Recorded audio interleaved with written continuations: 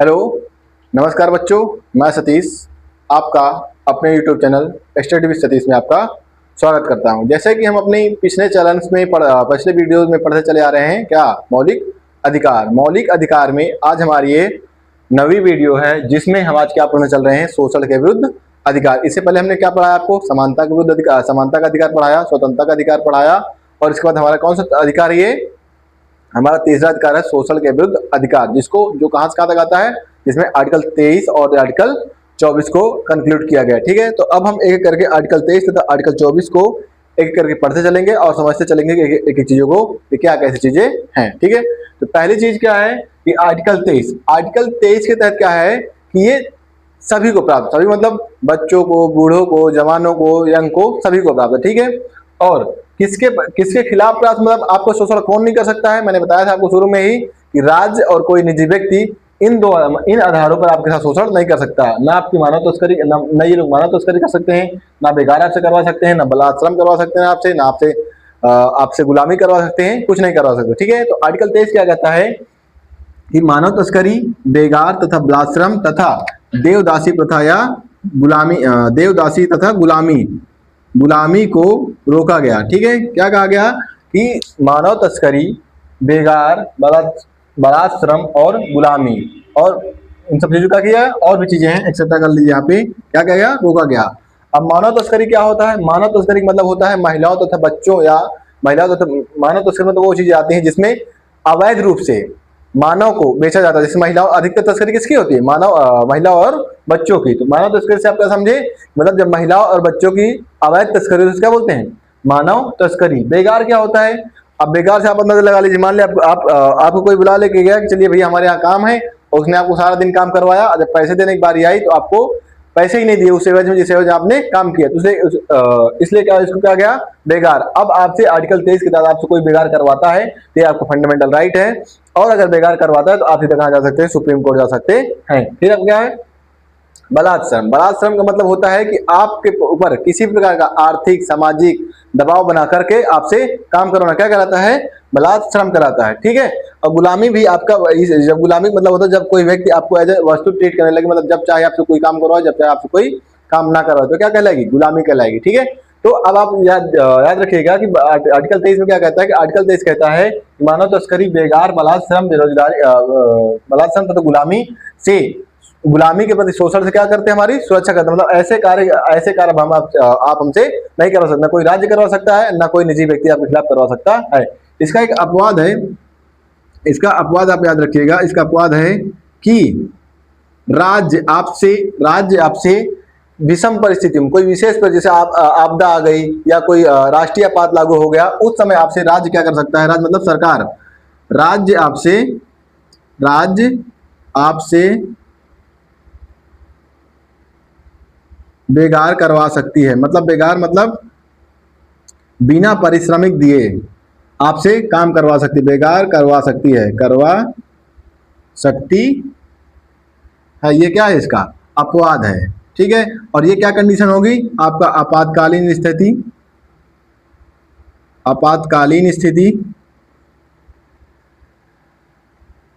या फिर क्या होगा, आपका कोई आपदा आ जाए, उस स्थिति में आपको क्या करेगा, राज्य आपसे बिना किसी पारिश्रमिक दिए हुए आपसे काम करवाएगी। ठीक है, जिसमें आप फिर वहां पे आप नहीं कह सकते हैं कि आपने हमसे काम करवाया पर हमें पेमेंट करिए, क्योंकि क्या है, वो हमारे देश के लिए कोई आपदा या आपातकालीन स्थिति है। उस स्थिति में राज्य आपसे काम करवा सकती है और उसके लिए कोई पेमेंट नहीं करेगी।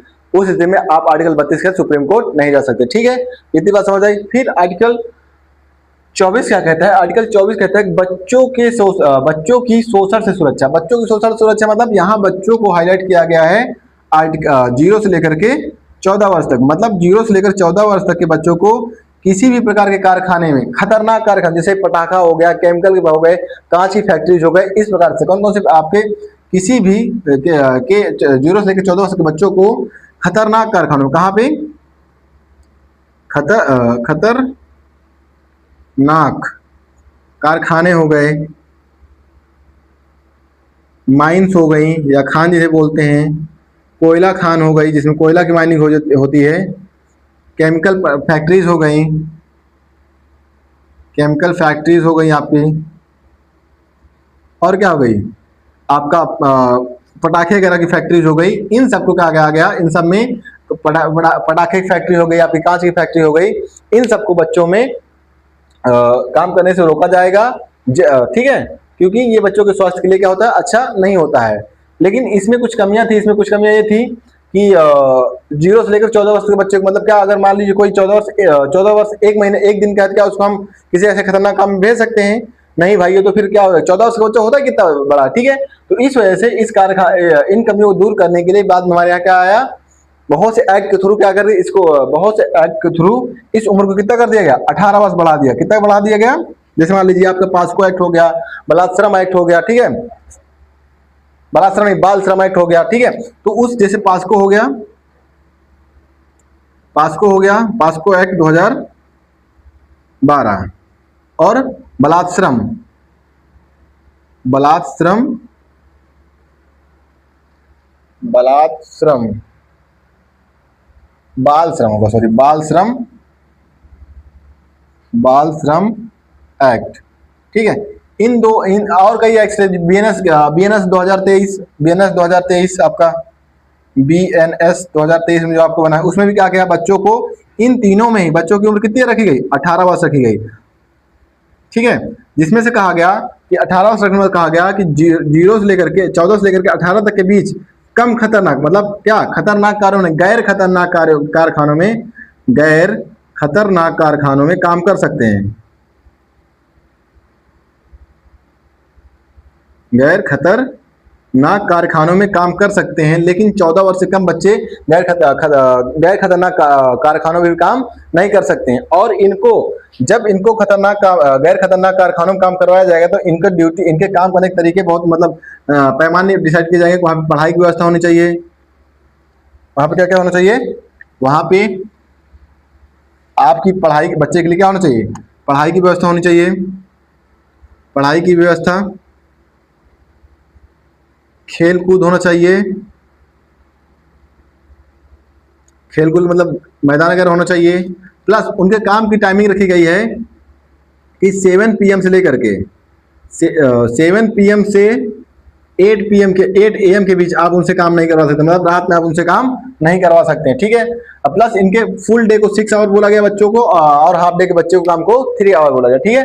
तो अब आर्टिकल 24 आपका यही कहता है कि बच्चों को सोशल सुरक्षा प्रदान करता है, मतलब बच्चे किसी भी खतरनाक कारखानों में काम नहीं कर सकते हैं। पहले आर्टिकल पहले शुरुआत में हमारे आर्टिकल संविधान में जोड़ा गया है, तो उसमें 0 से लेकर 14 वर्ष बच्चों की उम्र रखेगी। लेकिन जब बाद में कई इनमें कमियां थी, तो उन कमियों को दूर करने के लिए पास्को एक्ट या बाल श्रम एक्ट या बीएनएस की धारा 2023 में बच्चे को उम्र कितनी डिसाइड कर दी गई, बच्चे को 18 डिसाइड कर दी गई। और जिसमें कंडीशन लगाई गई कि कोई बच्चा अगर काम करता है तो अगर कोई बच्चा 14 से 18 वर्ष का है तो उसको गैर खतरनाक कारण, मान लीजिए मजबूरी है कोई, ठीक है, तो गैर खतरनाक कारखानों में उसको काम करने की परमिशन है। लेकिन उसके लिए क्या है, उसकी पढ़ाई की व्यवस्था वहाँ पे होनी चाहिए, खेलकूद व्यवस्था होनी चाहिए, और काम करने का टाइमिंग उसका आप शाम के 7 बजे से लेकर के सुबह के 8 बजे तक उनसे काम नहीं करवा सकते हैं, ठीक है। तो ये आपका हो गया आर्टिकल 23 और आर्टिकल 24। आर्टिकल 23 आपका क्या कहता है कि कोई भी किसी व्यक्ति को बलात्श्रम, बेगार, बंधुआ मजदूरी, इन सबसे सुरक्षा दी जाएगी, आर्टिकल 23 ये कहता है आपका। लेकिन उसका अपवाद ये है कि राज्य आपसे विषम परिस्थितियों में आपसे बेगार या आपसे सहायता ले सकती है, सेवाएं ले सकती है, उसके लिए आपको कोई पे नहीं करेगी।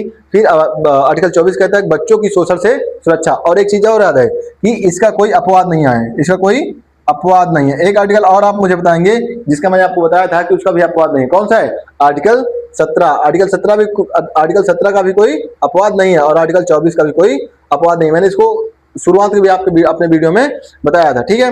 तो फिर बाल श्रम, मतलब इसमें जो कमी क्या थी, यही मतलब इसमें 14 वर्ष से बहुत कम, मतलब कुल मिला के बच्चे की जो उम्र थी बहुत कम डिसाइड की गई थी। क्या 14, वही बात है ना कि 14 वर्ष 1 दिन का बच्चा क्या काम में जा सकता है, नहीं भाई, ठीक है। इसलिए उम्र कितनी रखी गई, बहुत से एक्ट के माध्यम से इसकी कमियों को दूर करते हुए बहुत से एक्ट के माध्यम से बच्चे की उम्र को 18 वर्ष रखी गई। और जितने भी आप एक्ट देखेंगे उसके बाद, जितने भी एक्ट आए बच्चों से संबंधित, सब में बच्चों की उम्र क्या कहेगी, 18 वर्ष। जब आप पास्को एक्ट के तहत जाते हैं, कोई व्यक्ति किसी बच्ची का शोषण करता है, उसके साथ जबरदस्ती यौन संबंध बनाता है, तो उस बच्ची को 18 वर्ष के तहत देखा जाता है। जो बच्ची अगर 18 वर्ष की है तो उसको पास्को एक्ट उसके खिलाफ नहीं लगेगा। लेकिन अगर बच्ची 18 वर्ष से कम है तो उसको क्या नाबालिग माना जाएगा, और उस व्यक्ति के खिलाफ क्या मोलेस्टेशन के जो उसने किया, उसके साथ गलत काम किया है, उसके साथ उसको पॉस्को एक्ट लगाया गया। मतलब पॉस्को एक्ट में बच्चे की उम्र कितनी रखी गई? 18 वर्ष रखी गई, ठीक है। फिर जो 18 वर्ष के बच्चे हैं उनको 14 से लेकर के 18 वर्ष के जो बच्चे हैं के बीच में आते हैं, वो गैर खतरनाक कामों में काम कर सकते हैं, लेकिन खतरनाक कारखानों में फिर भी ये नहीं जा सकते, ठीक है।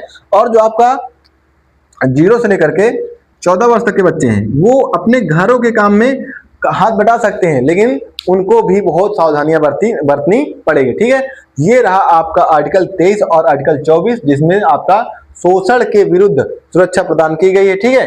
अब मैं आपको और भी एक्ट इसमें पढ़ा सकता हूं, लेकिन कोई मतलब नहीं आपके एग्जाम में, उतना आपको कभी पूछा नहीं जाएगा, तो इतना बहुत है। बीएनएस 2023 में मतलब अगर वैसे कभी ये भी नहीं पूछा जाएगा, ठीक है। आपको मैंने एग्जाम पर यही होता है कि ये पूछ सकता है किस उम्र के बच्चों को रखा गया है और बच्चों के शोषण की सुरक्षा किस आर्टिकल में है, तो 24 बता देंगे, ठीक है। चलिए मैं इरेज कर रहा हूं। अब आपको मैं पढ़ाऊंगा धार्मिक स्वतंत्रता का अधिकार, ठीक है।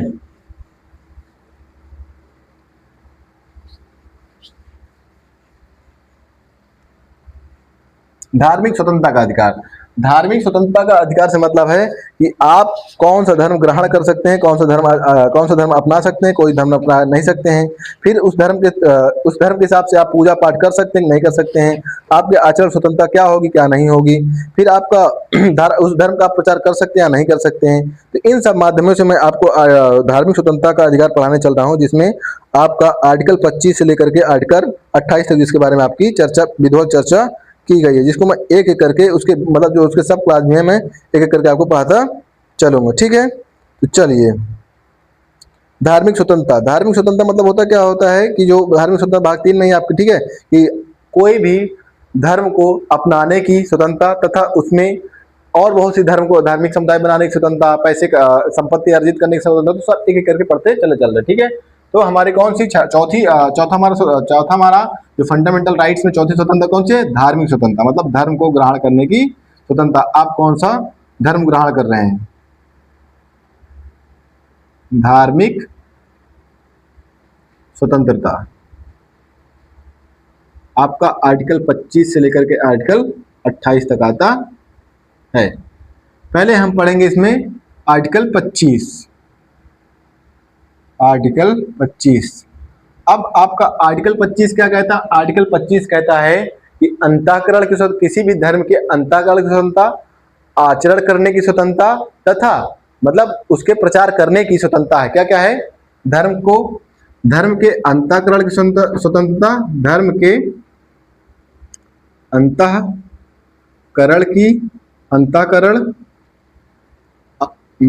धर्म के अंतःकरण मानने, आचरण करने तथा प्रचार करने की स्वतंत्रता,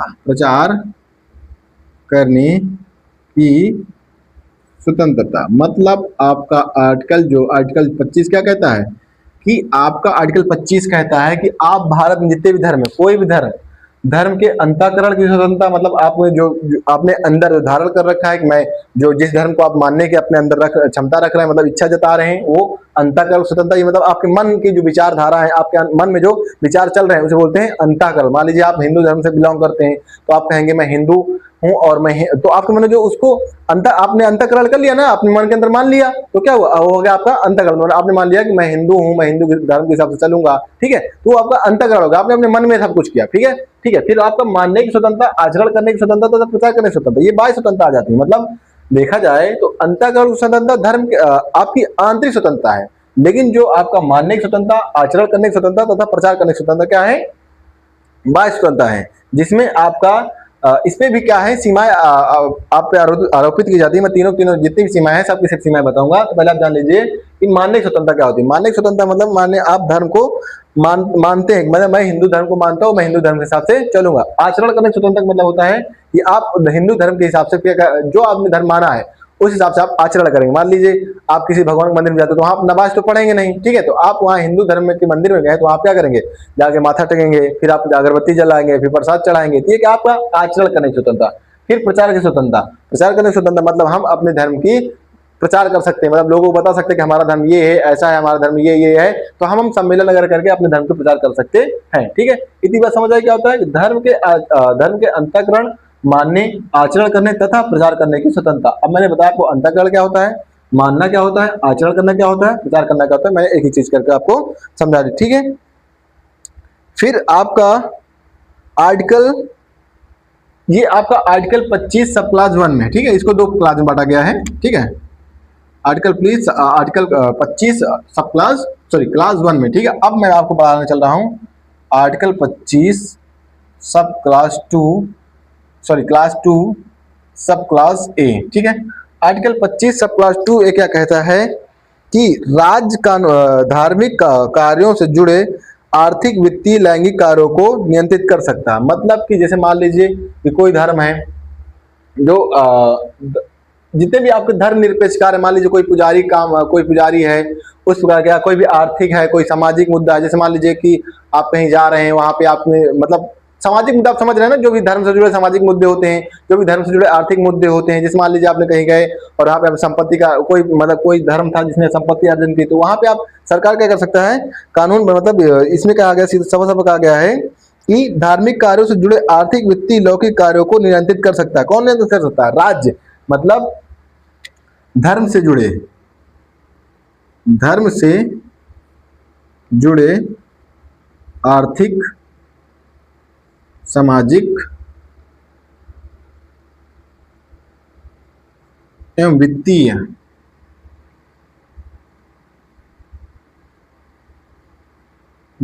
कार्यों को राज्य नियंत्रित कर सकता है। राज्य मतलब सरकारें नियंत्रित कर सकती हैं, ठीक है, नियंत्रित, कानून बना के नियंत्रित कर सकती हैं। अब आप ये नहीं कहेंगे हमारी धार्मिक स्वतंत्रता है और राज्य क्यों हस्तक्षेप कर रही है, ठीक है। तो बहुत सी ऐसी प्रथाएं होती हैं जहां पे राज्य को इंटरफेयर करना पड़ता है और राज्य इन पर इंटरफेयर करके क्या करती है, अपना नियंत्रण स्थापित करती है, ताकि कोई ऐसी गतिविधि ना होने पाए जो हमारे देश के लिए क्या हो जाए, लोक व्यवस्था के लिए, लोक सदाचार के लिए, और आर्टिकल भाग 3 में जो और भी निबंधन दिए हैं उनके लिए बाधा उत्पन्न हो जाए, ठीक है। फिर आर्टिकल 25 भाग 2, आर्टिकल 25 क्लास 2 सब क्लास बी कहता है कि सभी धर्मों के लिए, मतलब जो आपके धार्मिक संस्थान हैं सभी धर्मों के लिए, मतलब हिंदू धर्म के सभी, जो सभी मतलब हिंदू धर्म के लिए खोल दी जाएंगे। आर्टिकल 25 टू क्लास बी कहता है कि सभी धार्मिक संस्थान, सभी धार्मिक संस्थाएं हिंदुओं के लिए खोल दी जाएंगे। अब आप हिंदुओं मतलब सोच रहे होंगे कि हिंदू तो हमारी है, सब तो जाते ही, लेकिन हिंदुओं में आपका इसमें और जो 3 धर्म आपके आते हैं, बौद्ध, सिख और जैन, इन तीनों को भी हिंदू में जोड़ा गया। मतलब कि जितनी भी हिंदू की धार्मिक, जितनी भी धार्मिक संस्थाएं हैं वो हिंदुओं के लिए, मतलब जो भी धार्मिक संस्थाएं हिंदुओं के लिए, मतलब हिंदू, बौद्ध धर्म, सिख, जैन हो गया, इन सब के लिए क्या खोल दिया। मतलब आप इनमें जाकर के प्रवेश कर सकते हैं, वहां पे अपने पूजा अर्चना कर सकते हैं, ठीक है।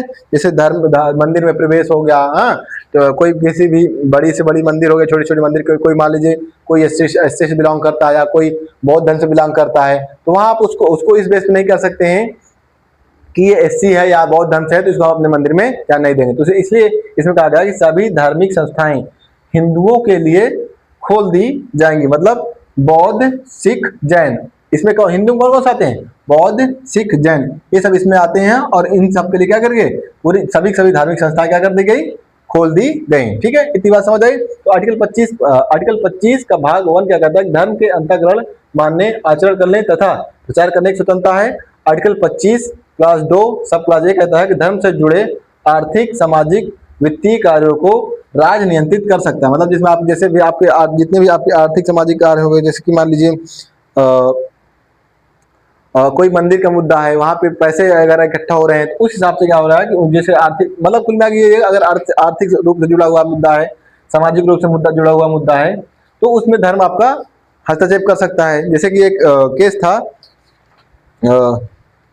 जिसमें कहा गया था कि मतलब वहाँ केस था, जम्मू कश्मीर केस था कि वैष्णो देवी मंदिर केस था। इसमें जो सामाजिक मुद्दा मैं समझाने की कोशिश कर रहा हूँ कि वैष्णो देवी से जुड़ा मुद्दा था, जिसमें साइन बोर्ड मुद्दा था कि Vaishno Devi shrine board versus Jammu Kashmir मुद्दा था, जिसमें सुप्रीम कोर्ट ने यह कह दिया था कि वहाँ के जो पुरोहित होंगे उनका पद वंशानुगत नहीं होगा। मतलब वहाँ पे पूजा करने का हक उन गैर ब्राह्मण मतलब गैर वंशागत लोगों को भी होगा जो पूजा पाठ करने की तरकीब जानते होगे। तो अब इसमें संसद ने या सुप्रीम कोर्ट ने इंटरफेयर करके इस रूल को बदला ना, तो मतलब वही कह रहा है कि धर्म से जुड़े आर्थिक, सामाजिक, वित्तीय कार्यों को राज्य नियंत्रित कर सकता है। मतलब अब कोई वित्त से जुड़ा मुद्दा होगा, मान लीजिए कोई धार्मिक संस्थान है, वहां से पैसे से संबंधित मुद्दा है, वहां भी धर्म जाकर के मतलब वहां पर भी जाकर के जो आपका राज्य है इंटरफेरेंस कर सकता है। ठीक है, तो आर्टिकल 25 यही कहता है कि आर्टिकल 25 क्लास 1 कहता है कि किसी व्यक्ति को धर्म को मानने, आचरण करने तथा प्रचार करने की स्वतंत्रता है।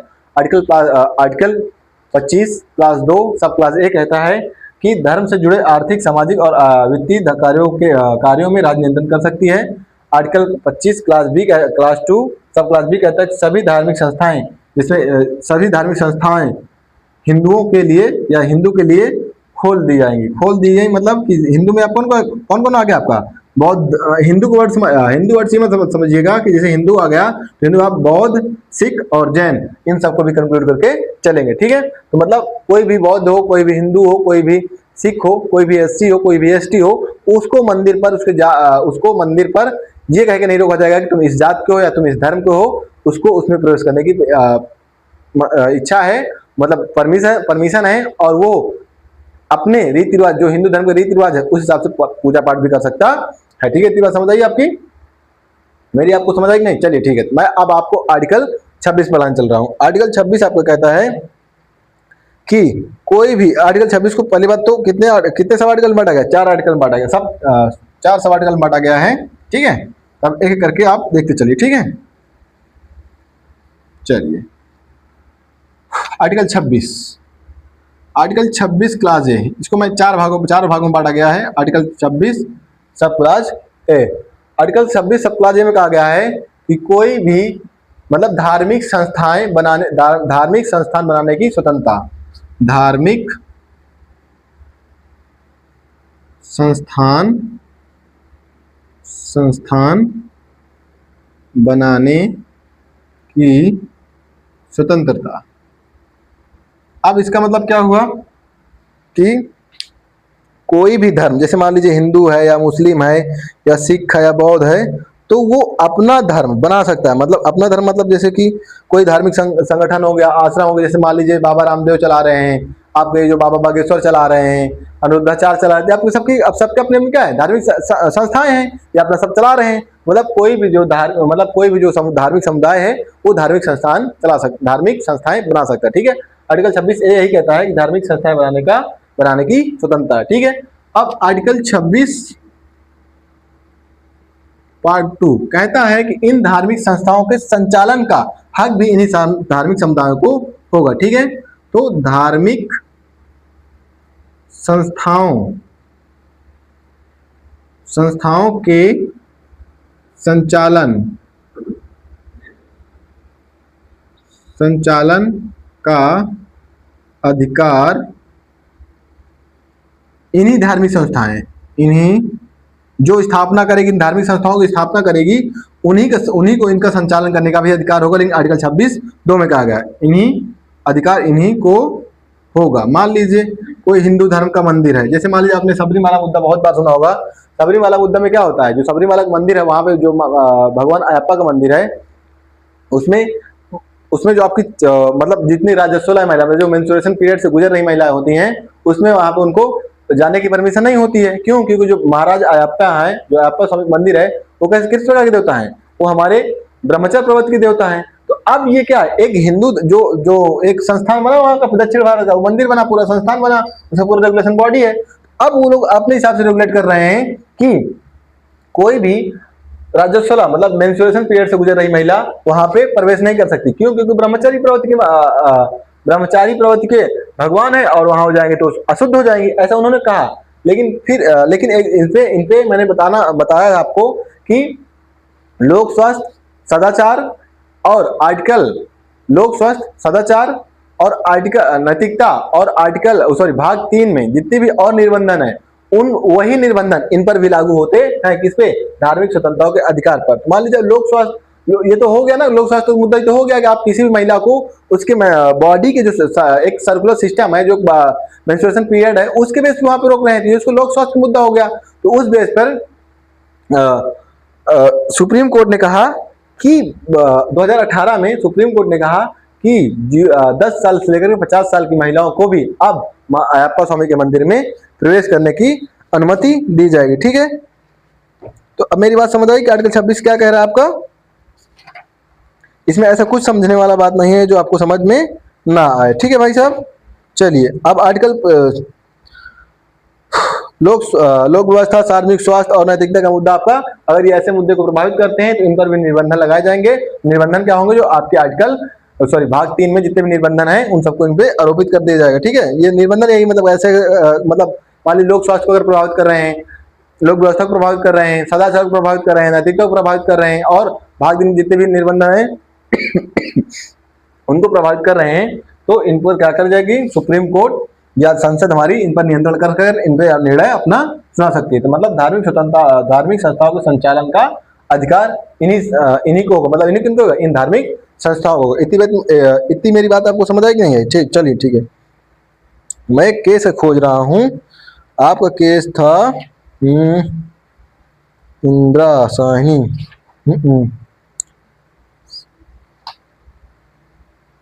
एक मिनट रुकिए जरा, तो आप हाँ, Indian young lawyers association 2018, Indian ये याद रखिएगा। ठीक है, इंडियन यंग लॉयर केस 2000 वर्ष बनाम 2018 में सुप्रीम कोर्ट ने अपना निर्णय दिया। सुप्रीम कोर्ट ने कहा कि अब 10 साल से लेकर के 50 साल तक की जो राजस्वला मतलब मेंस्ट्रुएशन पीरियड से गुजर रही महिलाएं हुए, राजस्वला महिलाएं भी अयप्पा स्वामी के मंदिर में जा सकती हैं। कौन सा मुद्दा था? सबरीमाला मुद्दा, सबरीमाला मंदिर मुद्दा। ठीक है, इसमें क्या कहा गया था, अब इसको मैं एक बार फिर से कंक्लूड कर दे रहा हूं कि जो आर्टिकल 26(1) कहता है कि जो भी आपकी धार्मिक संस्थाएं हैं, धार्मिक संस्थाओं को स्थापित करने का अधिकार किनको होगा? तो हमारे धार्मिक समुदाय है, चाहे हिंदू समुदाय हो, चाहे मुस्लिम समुदाय हो, चाहे जो हो, फिर इन धार्मिक संस्थाओं को, उन्हीं समुदायों को अपने रूल के हिसाब, अपनी परंपराओं के हिसाब से, अपने बौद्ध ग्रंथों के हिसाब से क्या है, संचालित करने का अधिकार है। ठीक है, लेकिन संचालित करते वक्त इनको यह ध्यान रखना पड़ेगा कि लोक स्वास्थ्य, सदाचार और नैतिकता और भाग 3 में जितनी भी निर्बंधन इन पर आरोपित किए जाते हैं, अगर उनका उल्लंघन करते हैं तो इन पर सुप्रीम कोर्ट या संसद एक्शन ले सकती है और वो अपने हिसाब से इन पर निर्णय ले सकती है। ठीक है, जैसे आप ये ऐसा कर रहा था, मतलब ये सबरीमाला मुद्दा है, ये महिलाओं के स्वास्थ्य को लेकर के प्रभावित कर रहा था, तो इसलिए यहाँ पे सबरीमाला मुद्दा में सुप्रीम कोर्ट ने इंडियन यंग लॉयर्स केस के 2018 के माध्यम से निर्णय दिया कि 10 से लेकर 50 वर्ष तक की महिलाएं, जो राजस्वला महिलाएं हैं, वो भी अयप्पा स्वामी मंदिर में प्रवेश कर सकती हैं, उनको कोई नहीं रोका जाएगा, ये उनका फंडामेंटल राइट है। ठीक है, चलिए फिर एक केस और आता है इसी पे, मतलब धार्मिक संस्थाओं के संचालन का अधिकार और उन्हीं पे, जैसे मान लीजिए कोई एक केस आता है टॉडलर्स मुद्दा दिल्ली में जो आपने 2-3 साल पहले सुना होगा कि जब ये 2023 या 24 में है कि मतलब इसमें पटाखे छुटाने के लिए कुछ लोगों ने, जो सोसाइटी के लोग थे, सुप्रीम कोर्ट ने क्या कर दिया, वहां पे सुप्रीम कोर्ट ने केस कर दिया। सुप्रीम कोर्ट से कहा कि महाराज पटाखों को पूरी तरीके से बैन करवा दीजिए। सुप्रीम कोर्ट ने अपने निर्णय में कहा कि नहीं, ये हमारे धार्मिक स्वतंत्रता का अधिकार है, लेकिन हाँ, ये पर्यावरण जैसे और स्वास्थ्य जैसे मुद्दों को प्रभावित कर रहा है, तो इसके लिए सुप्रीम कोर्ट ने जब ऑर्डर दे दिया कि आपको अगर पटाखे छुटाने हैं तो कोई आप स्पेशल प्लेस पे जाइए, वहां पे छुटाइए, वहां मतलब शहर से बाहर जाइए, वहां छुटाइए, और आप रात के 10 बजे से लेकर के सुबह के 6 बजे तक आप पटाखे इस बीच में नहीं छुटाएंगे। ये टॉडलर्स मुद्दा में सुप्रीम कोर्ट ने कहा। ठीक है, तो वो भी मुद्दा प्रभावित कर रहा था, तो उसमें भी नैतिकता, सदाचार और आपका लोक व्यवस्था के आधार पर उसमें क्या करा दिया, उसमें निर्बंधन आरोपित करा दिए गए। ठीक है, फिर आपका आर्टिकल 26 क्लॉज 7 कहता है, आर्टिकल 26 क्लॉज 3 कहता है कि इन्हीं धार्मिक संस्थानों को चल तथा अचल, चल मतलब जो संपत्ति चल सकती है, चल तथा अचल संपत्ति को रखने का अधिकार, लेकिन विधि के अनुसार। ठीक है, रखने का अधिकार, लेकिन आप विधि की प्रक्रिया फॉलो करेंगे, ठीक है, विधि के अनुसार, मतलब कानून नियमों को ध्यान रखेंगे विधि के अनुसार। ये नहीं कि आप संपत्ति लुटा लिए कब्जा किए जा रहे हैं, उसमें दिखाई नहीं रहे कि आपने कहाँ खेत कितना किसका जो संपत्ति कब्जा कर लिया, ठीक है। तो मतलब चल तथा चल, चल क्या होगी, मान लीजिए जैसे आपको रुपया पैसा हो गया जो चढ़ावा चलाया जाता है भगवान जी के मंदिर में, ठीक है। आपका अचल क्या है, जैसे जमीन हो गया, जो मंदिर की जमीन होते हैं, मस्जिद की जमीन होते हैं, तो उन संपत्ति को रखने का अधिकार इनके पास, ठीक है। फिर उनको रेगुलेट करने का अधिकार किसमें कहा गया, आर्टिकल 26 क्लास 4 में कहा गया कि इन संपत्तियों के विनिमयन, मतलब इनको संरक्षित करने का, विनिमयन करने का अधिकार किन्हीं को होगा, यही जो आपकी धार्मिक समुदाय हैं, ठीक है, विनिमय करने का अधिकार। लेकिन अगर आर्थिक मुद्दा है और उसमें कोई अड़चन आ रही है तो फिर इसमें इनमें राज क्या कर सकती है, आपका राज्य हस्तक्षेप कर सकती है और वो फिर अपने हिसाब से कानून बना सकती है। तो आर्टिकल 26 आपको क्या कहता है, आर्टिकल 26 का अध्ययन कहता है कि धार्मिक संस्थाएं बनाने की स्वतंत्रता है। धार्मिक संस्थाएं जो आपके आती है, जितने भी आपका संघ हो गया बनाने की स्वतंत्रता है, आश्रम हो गया, संघ हो गया, तो किसमें आते हैं, धार्मिक संस्थाएं बनाने की स्वतंत्रता किसको, धार्मिक समुदाय को। फिर धार्मिक संस्थाओं के संचालन का अधिकार इन्हीं को, किनको, इन्हीं धार्मिक समुदायों को होगा कि मतलब उनको अपने रूल रेगुलेशन हिसाब से चलाएंगे। मान लीजिए मुस्लिम है तो अपने मस्जिद के जो कुरान के, हदीस के, शरिया के रूल रेगुलेशन उस हिसाब से चलाएगा। हिंदू है तो अपने महाभारत, गीता, पुराण जो भी इसमें रीति रिवाज उस हिसाब से चलाएगा, लेकिन चलाएंगे तो अपने हिसाब से। लेकिन फिर क्या, वही निर्बंधन जो आपके क्या है, सदाचार, लोक व्यवस्था और नैतिकता को इनको ध्यान में रखना पड़ेगा, ठीक है। फिर चल तथा अचल संपत्ति को रखने का अधिकार इनके पास, मतलब जो भी मंदिर से संबंधित, मंदिर से, मस्जिद से, जैसे आपका वक्फ बोर्ड बिल अभी कुछ दिन पहले पास हुआ था ना, तो जो वक्फ बोर्ड था उसमें भी अचल संपत्ति और चल संपत्ति रखने का उनको अधिकार था, ठीक है। लेकिन जो किस बेस पे रखी जाएंगी, विधि के अनुसार रखी जाएंगी, मतलब आपको पूरी संपत्ति का ब्यौरा कहाँ कानूनी रूप से देना पड़ेगा। फिर इन्हीं संपत्तियों के विनियमन का अधिकार, इसमें भी आपको विधि का ध्यान देना पड़ेगा। अगर कोई, हाँ, अगर इन विनियमन में कोई प्रॉब्लम आती है तो फिर राज्य क्या करेगी, हस्तक्षेप करेगी और आपको निर्देश देगी कि आपने कहाँ क्या गलती की है, उनको आपको बनाने का अधिकार दे। कुल मिला के इन संपत्ति के अधिकार के तहत राज्य आपके धार्मिक अधिकारों में सुरक्षा वो हस्तक्षेप कर सकती है, ठीक है। तो ये भी आपको खत्म हो गया। अब मैं आपको पढ़ाने चल रहा हूँ आर्टिकल 27। आर्टिकल 27 कहता है कि कोई भी राज्य या कोई भी मतलब राज्य या कोई भी धार्मिक संस्थान आपसे धर्म के विकास के नाम पर कर वो नहीं वसूल सकती। मतलब आर्टिकल 27 क्या कहता है, आर्टिकल 27 कहता है कि धर्म के विकास के लिए, किसी स्पेसिफिक धर्म के विकास के लिए धर्म के आधार पर करारोपण से मनाही, करारोपण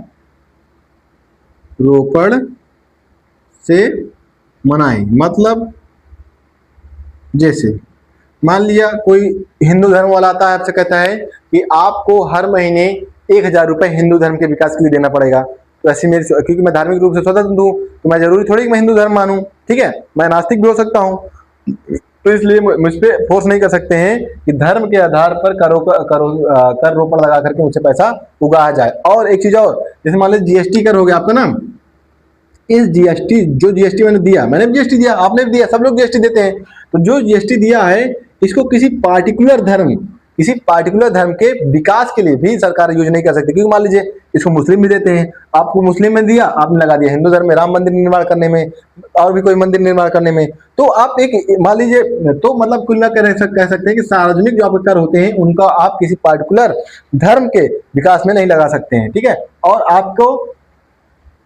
आप पर किसी प्रकार का करारोपण नहीं किया जाएगा जो धर्म के विकास के आधार पर लगाया जाता हो। तो आर्टिकल 27 आपको यही मनाही करता है कि किसी भी व्यक्ति पर धर्म के आधार पर करारोपण नहीं कर सकते हैं। और जो सार्वजनिक टैक्स होते हैं, आपको जीएसटी हो गया और जितने आप टैक्स देते हैं, इनकम कर हो गया, और जो टैक्स होते हैं आपके, उन करों को भी किसी विशेष धर्म के उद्देश्य को, मतलब विकास को पूरा करने के लिए नहीं लगाया जा सकता, ठीक है। लेकिन एक कंडीशन बनती है कि अगर मान लीजिए कोई धर्म बहुत कमजोर है, तो हमारे यहाँ ऐसे कंसेप्ट है, धार्मिक सहिष्णुता कंसेप्ट है कि वहां पर राज्य क्या कर सकती है, उस स्पेशल धर्म को ऊपर उठाने के लिए उस पर स्पेशल राजकों से खर्चा कर सकती है, या फिर सभी धर्मों के साथ समान व्यवहार करते हुए सभी धर्मों को बराबर पैसा दे और सभी के विकास के लिए पैसा खर्च कर सकती है। लेकिन किसी एक पार्टिकुलर धर्म के लिए हमारे सार्वजनिक करों से नहीं पैसे खर्च सकती है, ना ही हमारे पर किसी प्रकार का धार्मिक कर लगाया जा सकता है।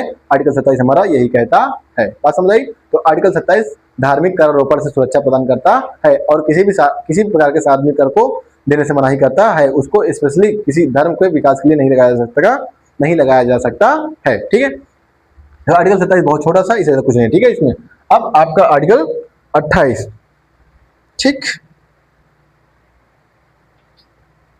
चलिए आपका आर्टिकल 28 कहता है कि कोई भी जो आपका धार्मिक संस्थान है, वहां पर धार्मिक संस्थानों में शिक्षा का मतलब धार्मिक शिक्षा का अधिकार से मनाही। मतलब जैसे इसको मैं पहले लिख लो फिर आपको समझाता हूँ। आर्टिकल 20 क्लास 1, इसको 3 क्लास में बांटा गया है। Article 28 class 2, article 28 class 3। ठीक है, तो आर्टिकल 28 कहता है, तो आर्टिकल 28 क्लास 1 कहता है कि कोई भी राज्य द्वारा वित्त पोषित शैक्षणिक संस्थान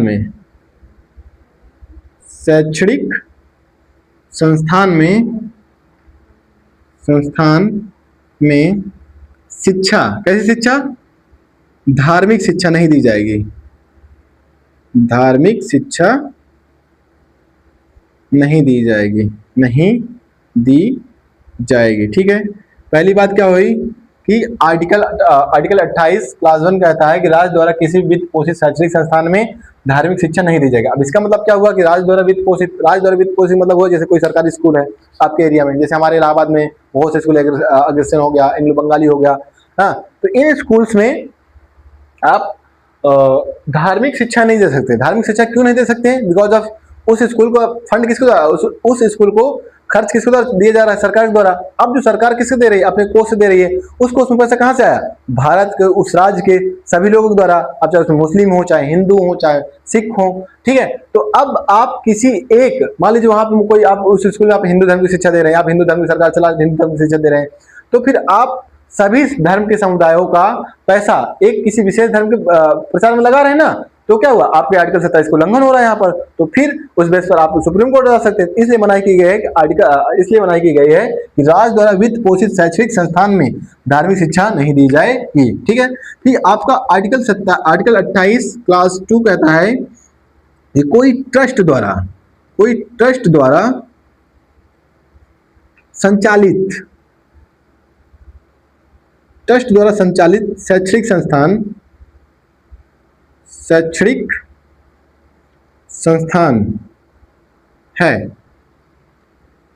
तो उसमें धार्मिक शिक्षाएं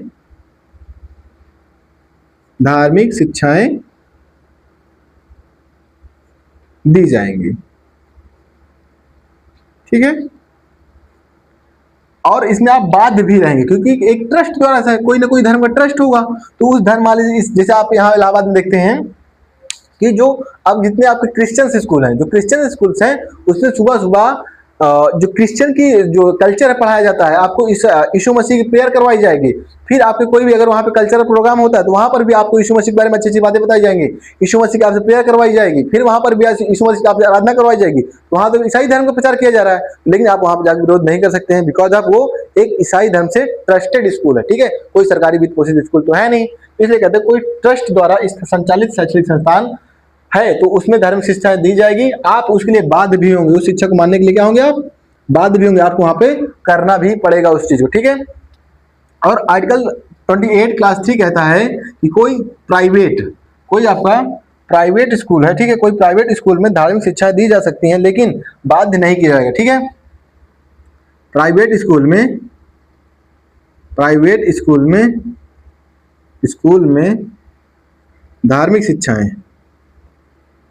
धार्मिक शिक्षाएं दी जाएंगी, पर बच्चे को मानने के लिए बाध्य नहीं किया, उसकी स्वेच्छा पर डिपेंड करता है, बाध्य नहीं किया जाएगा, नहीं किया जाएगा। जैसे मान लीजिए मैं स्कूल गया, आप मुझसे कहेंगे नहीं नहीं आप मुस्लिम नहीं, लेकिन आप नमाज पढ़िए ही पढ़िए हमारे संस्थान में, मदरसे में, तो ऐसा नहीं है, आप बात नहीं कीजिएगा, आपकी मर्जी वहाँ पढ़िए, आपकी मर्जी नहीं पढ़िए, आप वहाँ नहीं पढ़ेंगे तो आप उस धर्म की शिक्षा को नहीं मान सकते हैं, ठीक है। और कोई छोटा बच्चा है तो उससे उसके अभिभावक की अनुमति लेनी पड़ेगी, आपके बच्चों को हम इस धर्म की शिक्षा दे सकते हैं या नहीं, ठीक है। तो आर्टिकल 28 आपको समझ आया कि राज्य द्वारा किसी भी वित्त पोषित संस्था में धार्मिक शिक्षा नहीं दी जाएंगी। आर्टिकल 28 क्लास 2 कहता है कि अगर कोई स्कूल ट्रस्ट द्वारा किसी स्पेशल धार्मिक ट्रस्ट द्वारा या कोई भी ट्रस्ट द्वारा वित्त पोषित है तो वहां पर आपको धार्मिक शिक्षा दी जाएंगी, आप उसको लेने के लिए बाध्य भी होंगे, ठीक है। लेकिन कोई प्राइवेट स्कूल है और वहां पर धार्मिक शिक्षाएं दी जाएंगी, लेकिन कोई प्राइवेट स्कूल है वहां और वहां पर धार्मिक शिक्षा देने का अधिकार है, लेकिन वहां पे आप बाध्य नहीं है, मतलब आपकी इच्छा भी डिपेंड कर सकता है, वहां पर आप शिक्षा लीजिए या ना लीजिए, आपकी बिना शिक्षा के वहां पर कुछ बात नहीं की जाएगी, ठीक है। चलिए फिर आप एक आपका आपने मुद्दा सुना होगा सूर्य नमस्कार। सूर्य नमस्कार को आप किससे जोड़ देते हैं? भगवान से जोड़ देते हैं, हिंदू धर्म से। तो ऐसा नहीं है, सूर्य नमस्कार कोई धार्मिक शिक्षा नहीं है। धार्मिक शिक्षा वो क्या है, एक प्रकार का योगा है। तो आपसे कोई पूछे कि सूर्य नमस्कार धार्मिक शिक्षा है, फिर भी स्कूल में क्यों सिखाई जाती है, तो आप सीधा बताइएगा कि सूर्य नमस्कार कोई धार्मिक शिक्षा नहीं है, ठीक है। जैसे भी विश्वविद्यालय में वैदिक शिक्षा पढ़ाई जाती है, तो वैदिक शिक्षा भी क्या है, कोई धार्मिक शिक्षा नहीं है, वो वैदिक शिक्षा मैं बोल दिया, ज्योतिष शिक्षा। ज्योतिष शिक्षा हमारे प्लानिट के बारे में पढ़ाई है, एक प्रकार से साइंटिफिक पढ़ाई है वो, उसको भी हम धार्मिक शिक्षा नहीं कहेंगे। अब एक बात आप जान लीजिए, धार्मिक शिक्षा होती क्या है, पूरा आप प्रपंच सुन लिया मुझसे। धार्मिक शिक्षा किस बेस पे आप कहेंगे धार्मिक शिक्षा है या नहीं है, ठीक है। तो धार्मिक शिक्षा के 3 क्राइटेरिया डिसाइड किए गए हैं, ठीक है। इतना जान लीजिए, फिर मैं आपकी क्लास को ओवर कर दे रहा हूं, ठीक है। धार्मिक शिक्षाएं, धार्मिक शिक्षा किस बेस पे कहेंगे? पहली बात तो वो किसी धार्मिक ग्रंथ से संबंधित होनी चाहिए। किससे? धार्मिक ग्रंथ से। फिर किसी धर्म गुरु द्वारा दी जानी चाहिए,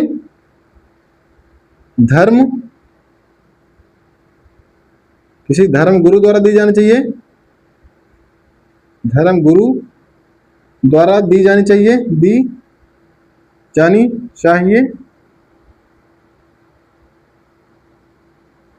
तथा किसी धर्म से संबंधित होनी चाहिए, ठीक है। किसी धर्म से धार्मिक ग्रंथ से संबंधित हो, उसका उद्देश्य धर्म का प्रचार करना हो। क्या हो उस शिक्षा का देने का उद्देश्य? क्या हो उद्देश्य? धर्म का प्रचार हो,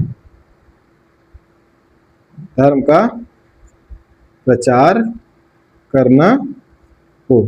अब मेरी बात आपको समझ आई धार्मिक शिक्षाएं क्या होती है। धार्मिक शिक्षा का संबंध उससे होता है जो किसी धार्मिक ग्रंथ से संबंधित, जैसे महाभारत, पुराण ग्रंथ, बाइबल आपका, और जो एक उसमें मुस्लिम कुरान हो गई, उनसे अगर संबंधित है तो धार्मिक ग्रंथ से संबंधित हो। फिर धार्मिक गुरु जैसे मुस्लिम होते मौलवी वगैरह होते हैं, हिंदू में पंडित वगैरह हो गए, हाँ। और उसका उद्देश्य क्या होना चाहिए? धर्म का प्रचार करना। मतलब मान लिया आप स्कूल में शिक्षा दे रहे हैं और उसका उद्देश्य क्या है? धर्म का प्रचार करना, तो वैसी धार्मिक शिक्षा में कहलाएगी। और आप उसको वित्त पोषित संस्थान में नहीं दे सकते हैं, कि कोई ट्रस्टेड संस्थान है तो उसमें दे सकते हैं और उसमें आप मानने के लिए बात है। कोई प्राइवेट स्कूल है तो वहाँ पे आप धार्मिक शिक्षा दे सकते हैं, मानने के लिए बात नहीं है। और सूर्य नमस्कार कोई धार्मिक शिक्षा में नहीं आता है, ठीक है। तो आर्टिकल 23, आर्टिकल 23, 24, 25, 26, 27, 28 मैंने आपको समझा दिया। अगर आपको कोई दिक्कत आए तो मुझसे आप एक बार कमेंट कर दीजिएगा, मैं आपको फिर से अपने एक छोटे से कोई किसी भी वीडियो क्लिप बना करके आपको मैं समझा दूंगा फिर, ठीक है। तो यहाँ तक अगर आपको बात समझ आई बात, और मेरा वीडियो आपको देखने में पसंद आ रहा हो तो मेरे वीडियो को लाइक करें और सब्सक्राइब करें और अपने दोस्तों के पास भी शेयर कर दें, ताकि वो लोग भी देखें और जानें कि हमारी भारतीय राज्य व्यवस्था में कहाँ से क्या चीज़ें कैसे दी गई, ठीक है। नमस्कार दोस्तों, मैं अब आपको अगले नेक्स्ट वीडियो में मिलूंगा। मेरी वीडियो इतनी देर तक देखने के लिए थैंक यू आपका।